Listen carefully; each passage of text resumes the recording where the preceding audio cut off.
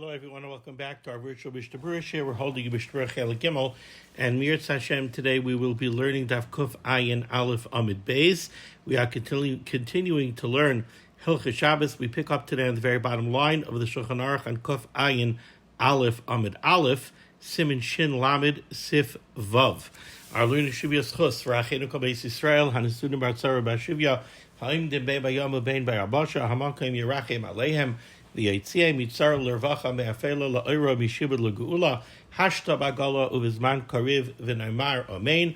Our learning should be a schus refuah shalema for Yeshua Levi ben Ahuva Malkachana, Gila Shifra Bas Ilana Udal, Yitzchak ben Sion ben Dusha, Rivka Bas Shira Leah, Chava Hadassah Bas Serel. They should have a refuah shalema b'sar shar chayli Yisrael, and we are mispal that b'schus the limud HaTorah of Klal Yisrael. The Rabbanan Shalom should have rachmanus. The Rabbanan Shalom should watch over every member of Klal Yisrael b'chol makom shehem. So we're continuing to learn the halachas that pertain to a yoledes, to a woman who is giving birth, to a postpartum woman, and today we're also going to be discussing the halachas that pertain to taking care of the newborn baby on Shabbos. So it says the Mechaber Sivav, bottom line, Kuf Ayin Aleph Amin Aleph. Oisin Madura Liyoledes Kol Shloishim Yaim.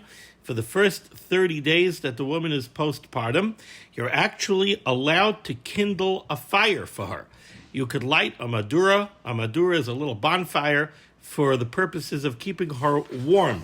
Turning to Kuf Ayin Aleph Amin Beis, Va'afilu B'tekufas Tammuz. And the Mechaber says you're allowed to do this even during the summer months. Now, let's take a look here at the Mishnah Berurah. Sounds like a very big chiddush. The first 30 days that the woman is postpartum, you could do a clear malacha d'oraisa. You could go kindle a madura, make a bonfire to keep her warm. Says the Mishnah Berurah, Ois Katan Chaf, on the bottom of Kuf Ayin Aleph Amud Aleph. Madura, you can make a little bonfire. V'hu adin bizbanenu lahachem hatanur. Or, the Chavetz Chaim says, in his days, you're not making a madura for the purposes of warmth. They had wood-burning stoves. So you're allowed to go warm up the stove. Okay, nowadays, you're allowed to turn up the heat. You could turn on the heat for the woman who is 30 days postpartum. And you could do this, you could do this for the entire first 30 days that she is postpartum. Says the Mishnah Berurah, this is true im yesh lo tsar tzina. We're not just saying, okay, a woman is postpartum, make a fire for her. No, if she's suffering from the cold, you're allowed to go make a fire to keep her warm. Why is this? Explains the Chavetz Chaim.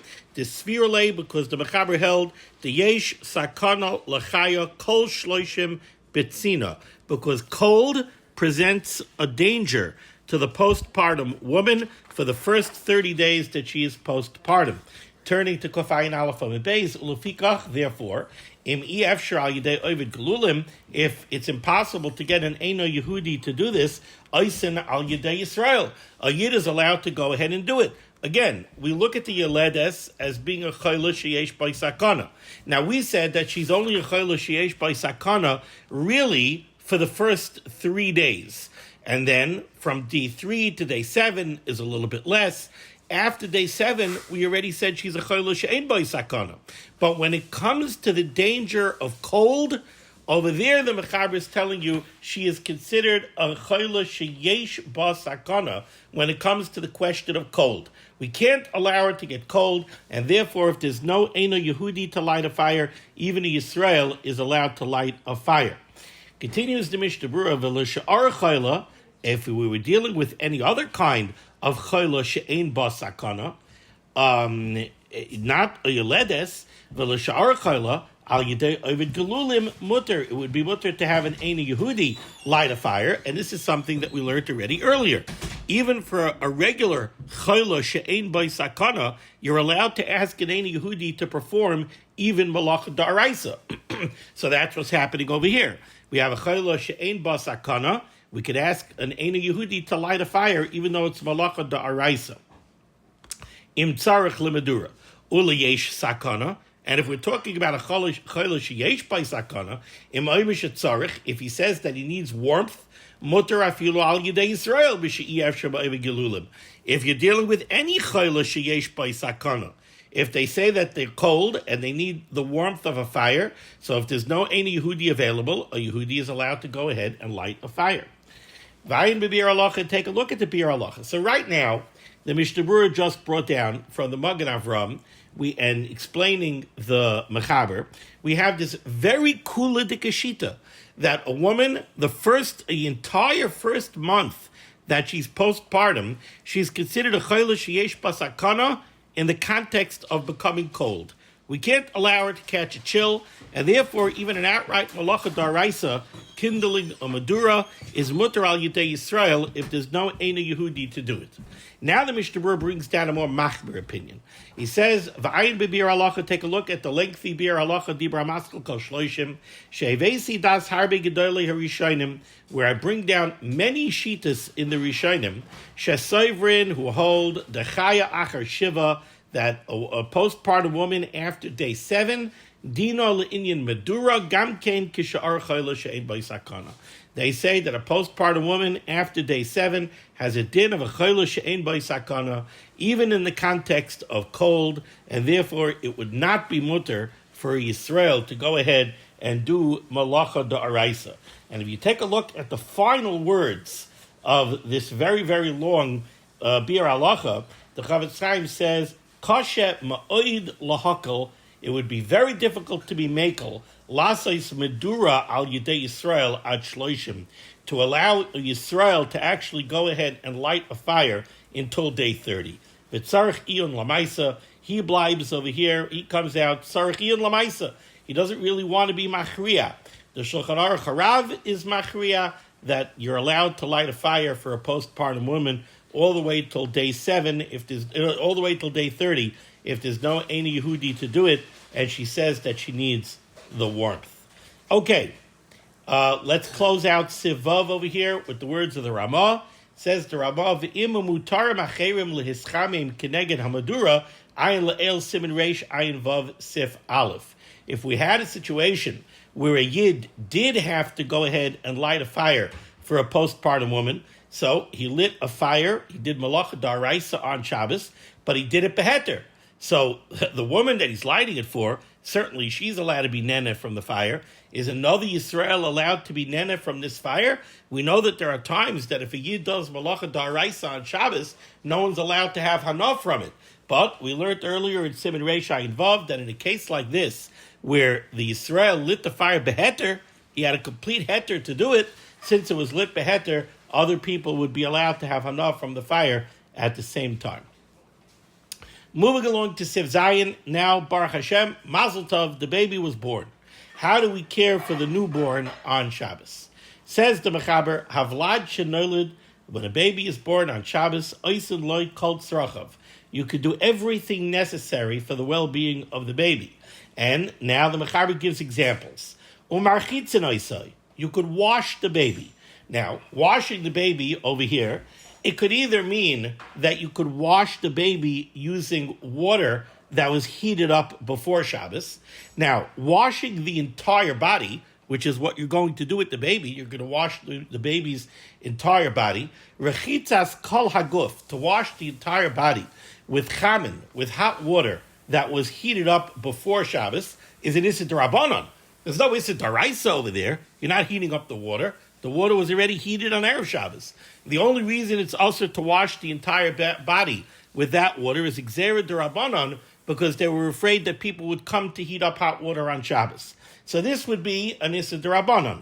And the Mechaber says you're allowed to do it. Marchitzin oisai, you're allowed to wash the baby. Umolchin oisai, which literally means you're allowed to salt the baby. Now, this may mean exactly literal.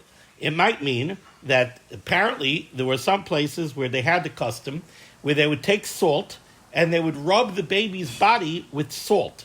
And the Mishnah Berurah is going to tell us that somehow this firmed up the baby's skin. Apparently, this would also be an Issa d'Rabbanan. I'm not 100% sure which Issa d'Rabbanan it is. It might be an Issa d'Rabbanan because it's doimel li'ibud, right? To tan hides. You salt the hides, and one of the purposes of salting the hides is to firm them up. So even though there is no ibud on a human being, definitely a live human being, there's no ibud, but there could be an Issa D'Rabbanan of Ibud. Either that, or somehow this would be some kind of, maybe it would be Aser in the Geder of Refuah, I'm not sure, but apparently this would have been seen as something that would be Aser D'Rabbanan, and again, you're allowed to do it for the newborn baby. Another entry the Mechaber has here, something you're allowed to do, V'toimnin hashilya. You could go ahead and you could, the word toimnin literally means to hide, but over here it means that you could put away, you could cover up the shilya, you could cover up the placenta. Why would they cover up the placenta? Kedei sheyecham havlad. The Mishnah Berurah is going to say that this is not something that is based on natural science. This is some kind of a segula, that they would take the placenta and they would cover it up, kedei sheyecham havlad, so that the baby should be warmed. And we'll discuss this in greater detail in the Mishnah Berurah. Now, what isser would there be in Toimnin Hashilya? How would they cover up the placenta? So during the week, apparently they would bury it. And there's an interesting Yerushalmi we'll talk about when we do the Mishnah Berurah. But apparently during the week, they would bury the Shilya. Now, certainly you can't bury the Shilya on Shabbos. That would be an Issa Daraisa. And to do an Issa Daraisa, for what? So that somehow, through some kind of supernatural thing, the baby should be warmed. Nobody is going to be matter that. But what they would do is they would cover up the placenta either using begadim, using rags, or using soft wool, or they would put it into a keli full of oil. So what isser would there be in doing this? Well, the first isser that comes to mind is the isser of muktzah, because the placenta is definitely muktzah. Why would you be allowed to be metaltal the shilya with no purpose at all? So it looks like what we're doing over here is we're being matir the isser of muktzah, kedei sheyecham havlad. We'll have to discuss why we're being matir this isser d'Rabbanan, but apparently we are. Continues the Mechaber, v'choitchem es hatabur. You're also allowed to cut the umbilical cord. Now, cutting the umbilical cord, according to some shittas, it's an issa daraisa of chayvel. According to other shittas, it's not an issa daraisa, it's only an issa d'Rabbanan, because any dam that comes out from the umbilical cord is not dam that's balua in the basar, it's not blood that is absorbed in the flesh, and therefore to release it is not an issa daraisa, it's only an issa d'Rabbanan. But you're allowed to cut the umbilical cord. Now, the Mechaber qualifies this heter, and he says, V'hani mili b'noilad l'tisha l'shiva. The only time these things are mutter is when you're dealing with a viable baby. Now, back in the day, in the time of the Mechaber, there were two babies that were considered viable. You had a 9-month baby. A 9-month baby was considered a viable birth. Oy l'shiva, or a 7-month baby, was considered viable. An 8th-month baby was not considered viable. If you're dealing with an 8-month baby, oy safik ben shiva, oy ben shmaina, or you're talking about a baby that you're not sure, is it a 7-month baby or an 8-month baby, ein mechalelin alav, then you're not allowed to be mechal Shabbos, because we're afraid that this is not really a viable baby. Ela im kein gamru sa'aroi v'tziparnav, unless you see that the baby is fully developed, because you see that the baby has hair and the baby has nails. In that case, we look at this child and we see a fully developed baby, and in that case, we could be Mechal Shabbos. Okay, we said a lot over here in the Mechaber. Let's take a look at the Mishnah Berurah. Says the Mishnah Berurah, you're allowed to do everything necessary for the baby. Says the Mishnah Berurah, Hainu hadamuvur l'kamei, meaning you could do the things that the Mechaber is going to spell out as we progress through Siv Zayin. You're allowed to wash the baby. Now, what's troubling the Mishnah Berurah here is the order in which the Mechaber lists these actions. The first one he lists is marchitzen oisai. You're allowed to wash the baby. Says the Mishnah Berurah, Einoi lefi haseder hamuvur b'shas. This is not the order that these actions are listed in the Gemara in Shabbos. Or mapik mikra, and this is actually drawn from a pasuk. And you know what? I'm going to take out a Tanakh and I'm going to read the pasuk to you because it's actually quite interesting. It's a pasuk in Yecheskel, Perek Tez Zayin, pasuk Dalet. Let's get it out of here. Perek Tez Zayin, Perek Tezayin Pasuk Dalid. The Rebbeinu Shalom is talking about Klal Yisrael, and the Rebbeinu Shalom says like this: Umoil doisayich, as far as your birth, b'yom huledes oisach, on the day that you were born, loy karas sharech, your umbilical cord was not cut, uvamayim loy ruchatzt, you are not washed with water, limishi, for the purpose of cleaning and smoothing out your skin, v'hamleach loy humlachat, and you are not salted, v'hachtel loy chutalt, and you are not swaddled. Now, what the Navi is doing over here is, this is the Rebbeinu Shalom giving a nevuah to Yecheskel, and what the Rebbeinu Shalom is saying is that Klal Yisrael is as if they were neglected. You're like a neglected baby. You're a neglected baby that was born, and nobody took care of you. What does it mean nobody took care of you? Nobody cut the umbilical cord, nobody washed you down, nobody salted you, nobody swaddled you. Now, what do we learn from this pasuk? We learn from this pasuk that these are all actions that are considered necessary. And if they're not done, that shows a certain amount of neglect, because that's what the Navi was saying. So from that pasuk, we take, the Gemara in Shabbos takes, that these are things that are necessary for a baby. So now let's go back into the Mishnah Berurah. The Mishnah Berurah says, Umapik Mikra, we learn out all of these actions from the pasuk in Yecheskel. Visham Issa, and over there in the pasuk that I just read to you, it says, Techaytchen hatabor. The first thing that's mentioned is cutting the umbilical cord. Va'achakach roichtzen oisai, and then you go ahead and wash the baby.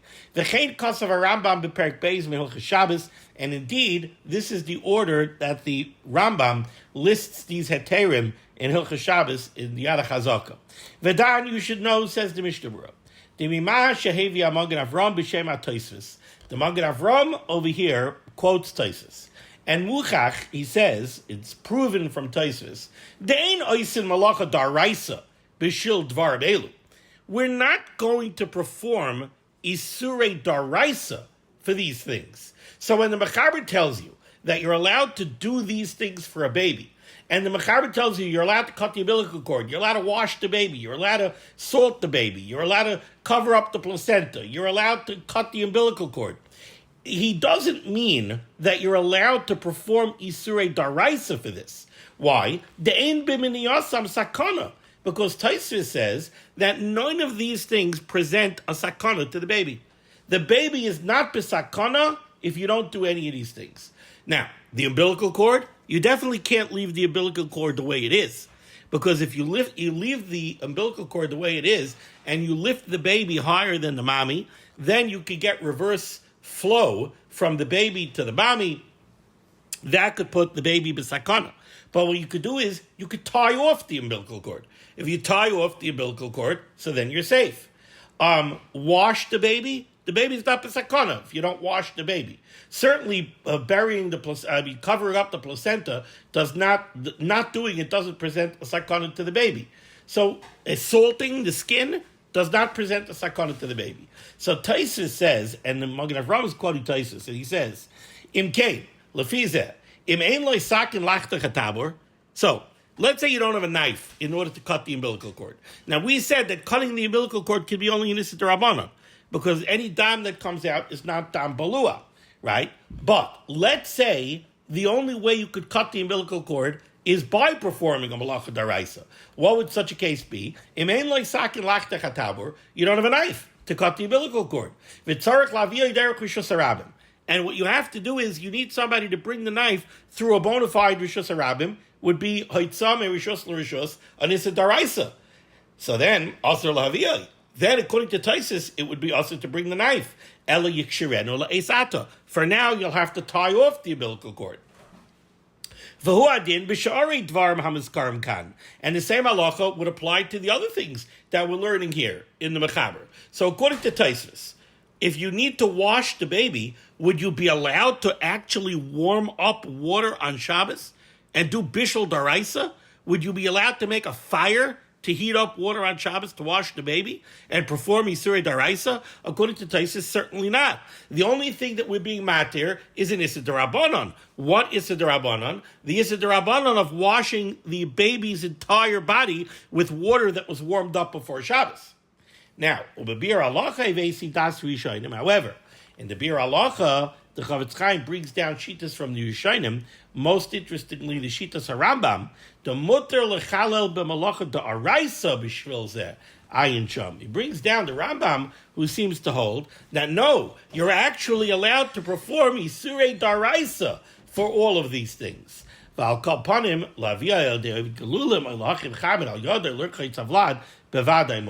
Certainly, to go ahead and do Isurei Darabanan, so to do Amira La'akum, to ask an Eini Yehudi to warm up water, that would certainly be mutter. And yet, if you do the math, that is certainly mutter. Why? Because definitely a newborn baby has a din of a chayla sheyesh by sakana and a chayla kalaguf. So yeah, you could ask an Eini Yehudi to do even Isurei Daraisa. What's the problem? No different than any other chayla kalaguf. That's a chayla sheyesh by sakana, or even a chayla sheyesh by sakana. Okay. You're allowed to salt the baby's body. This would have the effect of firming up the skin somehow. The implication from this is that we're talking about using actual salt. What does he mean? He means that according to Rashi, who says that the point of the salting is to somehow firm up the skin, so then it sounds like we're dealing with actual salt, because that's what you do when you tan hides. You use salt for this purpose. However, in the Pirush HaMishtayis Rambam, he does not take the word molchin oisai so literally. Kasav, the Rambam writes, the noisted olav avak hahadas. You take some kind of hadas dust, v'hadoimaloi, or some similar type of materials. V'chein mashba ba'arach erech lof ayin sham. So the word salting over here, according to the Rambam, and the Pirush HaMishtayis Rambam, does not mean to actually use salt. It means to use ground up hadassim. Now, in that case, what Issa D'Rabbanan are we being matir? I guess the Issa D'Rabbanan that we're being matir is the Gzeira Mishum Shchikas Samamonim. If we're going to allow you to use hadas dust, well, how do you produce hadas dust? By grinding up hadassim. So it would be something that would be also on Shabbos with the Rabbanon, Gzeira Mishum Shchikas Samamonim. And now we're being matir it for the well-being of the baby. The Mechaber mentioned v'toimnin hashilya, you could cover up the placenta. Says the Mishnah Berurah, what exactly is the Mechaber being matir here? V'loi b'karka. Certainly he does not mean to bury it in the ground. Even the Rambam, who suggests that you could perform Isurei Daraisa to wash the baby, to cut the umbilical cord, you could bring a knife through Rishus Harabim, he's not going to be matir an Issa Daraisa of Chayrish or Boineh to go dig a hole and bury the Shilya. Why? Because that's not a natural need of the baby. This is some kind of skula to go ahead and bury the placenta. No one is going to be matir an Issa Daraisa for this segula. Alakach Hayom in Hagam. This was a custom. Kishachal b'Shabbos, that when a baby was born on Shabbos, Ashirois, rich women, Toimnin Oisa b'Sfolim Shel Shemen. They would cover up the placenta by putting it into a jar of oil. Oy b'Sfugid Shel Tsemer, or they would cover it with nice, soft, fluffy wool. V'Aniois, and poor women, b'Muchin, would use rags, oy b'Teven, or use straw. U'b'Chayil elu v'elu Toimnin Oisa ba'aretz. But during the week, they would bury it in the ground. So again, what the Mishnah Berurah is saying over here is that when the Mechaber says Taimnin is Ashilya, he certainly does not mean to bury it in the ground. No one is going to be matir an Issa Daraisa for this idea of covering up the Shilya. They'll be matir some kind of a Darabanan, maybe of Tiltal Muktzah, but more than that, they're not going to be matir. And Oiskan Chavav, the purpose of this was Kadesha Yecham Avlad, so that the baby should be warmed. And the Mishnah Berurah says, V'hayazamidar skula etzlam. This was some kind of skula. And it's fascinating that we're willing to be matir Isurei D'Rabbanan for this skula. But this is not a skula like so many of the skulas that you hear about nowadays. This is a skula that's brought down in Shas. Where is it brought down? Well, it's brought down in a Yerushalmi. The Yerushalmi that's quoted at the end of Mishnah Berurah's Katan Chavei is a fascinating Yerushalmi. The Yerushalmi says that what was behind this idea of burying the Shilya is that by burying the placenta, you're giving the Adama, you're giving the Karka, the ground, a mashkoin. What's a mashkoin? The English word just slipped out of my head. Collateral. You're giving collateral to the karka, to the adama. Well, what does that mean? What it means is, where did man come from? Right? It says that the Rabbanu Shalom made Adam me Adama. He made us from the ground. He made a human being from the ground. Vayipach ba'apav nishmas rachayim. We are the great stira. Mankind is the great contradiction. We're a shtik Adama. We come from the ground. We come from the epitome of Gashmias. But vayipach ba'apav nishmas rachayim. But the Rebbeinu Shalom blew into us the epitome of Ruchnias. He blew a neshama into us. So we have the height of Ruchnias, a neshama, that's bound together with the height of Gashmias, the Adama. Now, because a person comes from the ground, and what happens to a person in the end? We just had Rosh Hashanah. We just said in davening, Adam Yesoidai me afar. He comes from the dirt, from the ground. V'soifai la afar, and he's destined to go back into the ground. So when a baby is born, really the ground is giving something to us for a while. We have to give the ground collateral to hold. He gave us the baby. We have to give him collateral, saying that, yes, ultimately we're going to give this person back to the ground. What's that collateral? The placenta. That's the collateral. So this is stuff that's way beyond our pay grade, but this is something that's grounded in Yerushalmi, not some heebie-jeebie, I don't know what skula that somebody cooked up in their heads. Okay. Let's go weiter. Mishnah Berurah is Katan Chav Zayin v'choitchin. You could cut the umbilical cord after you tie it off. And that, if anybody is ever in a situation where they have to do a delivery, you don't just cut the umbilical cord. You have to cut the umbilical cord. You have to tie off the umbilical cords on both ends. You have to tie it off close to the placenta, and you have to tie it off close to the baby, and then cut between the two. Otherwise, obviously, the placenta is open. The umbilical cord is open to both sides, and you're going to get backflow, which could be very dangerous. Take a look at the Magen Avram. Cutting the umbilical cord presents only innocent Rabbanon. So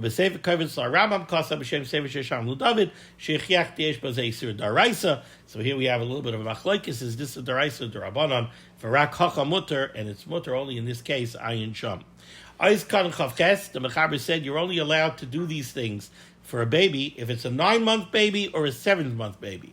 But if it's an 8-month baby,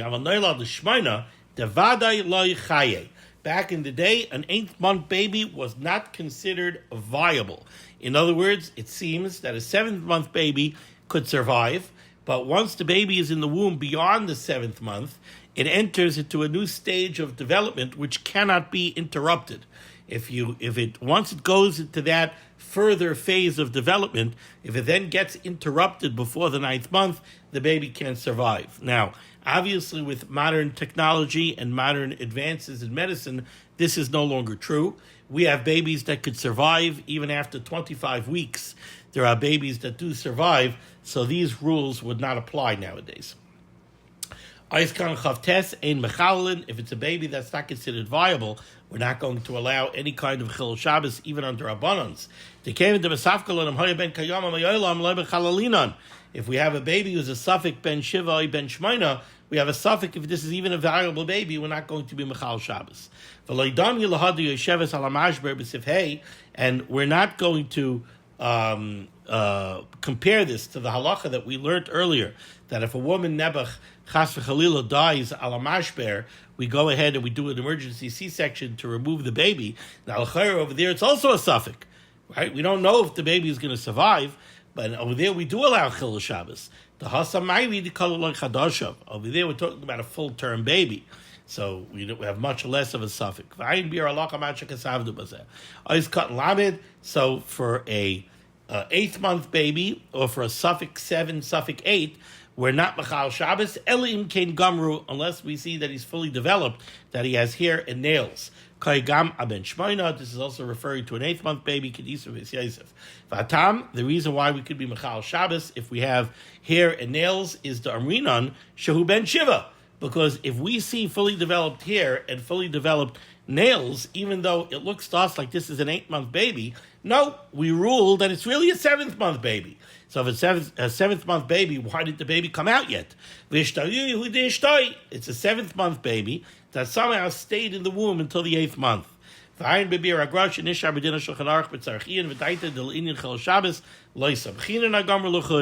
Gra takes issue with the Mechaber over here and says we're not going to rely just on the fact that he has hair and nails to be mater chilul Shabbos.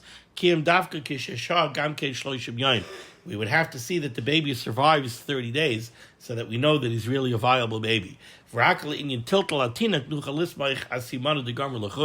only thing that we would be matir, the only type of chilul Shabbos that we would be matir for a baby based only on the fact that we see hair and nails, even though we think it could be a 7th month baby or even though it could be an 8th month baby or at best a 7th month baby, is we would be matir the isser total muktzah, because a baby who's not viable is certainly muktzah.